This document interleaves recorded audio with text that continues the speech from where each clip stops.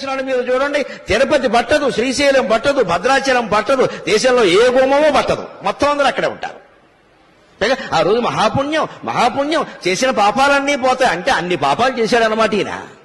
అసలు ముందు వీడు పాపాత్ముడి కింద గమనించాలి. ముక్కోటి ఏకాదశి నాడు పని కట్టుకుని గుళ్ళో గెడుతున్నాడంటే ఇంత పాపాత్ముడు ఇంకొకడు లేడు. పాపం చేయని వాడు వెళ్లాల్సిన పనిలా వాడు ఇంట్లో వాడు ఉంటాడు ఖచ్చితంగా. నేను ఏ పుణ్యక్షేత్రానికి,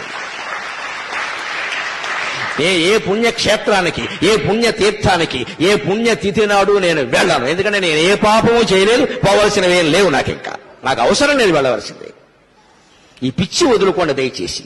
ఎందుకంటే ప్రమాదాలు అక్కడే జరుగుతున్నాయి. ఒకే క్షేత్రం, ఒకే రోజు, ఒకే సమయం. గోదావరి పుష్కరాల్లో 30 మంది ఎందుకు చచ్చిపోయారో అందరికీ తెలుసు. అదే రోజు, అదే ముహూర్తం. అంటే అవి అలాగే జరుగుతాయి. ఏమిటా పిచ్చి, ఏమిటా వెర్రి?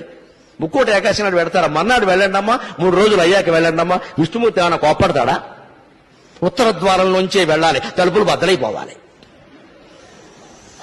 బాగా మనస్సు నిండా బుర్ర మడ్డి పెట్టేసుకుని మనస్సు నిండా ఆ రోజే చూడాలి, అలాగే వెళ్ళాలి, ఏమైనా సరే వెళ్ళాలంటే ప్రమాదాలే జరుగుతాయి. చివరికి ఏమవుతుంది? ఈ ప్రమాదం వల్ల హిందూ ధర్మానికి నష్టం, దేవుడి మీద దుష్ప్రచారం జరుగుతోంది. ఇతర మతాల వాళ్ళు అరుసుగా తీసుకుంటున్నారు. మీ మతంలో ఏం జరుగుతుందో చూడండి అంటే వాళ్ళకి జవాబు చెప్పలేకపోతున్నాం మనం. అంచేత పుణ్యక్షేత్రాలు, తీర్థాలు, పుణ్యతిథులు ఇవేవి ముఖ్యం కాదండి.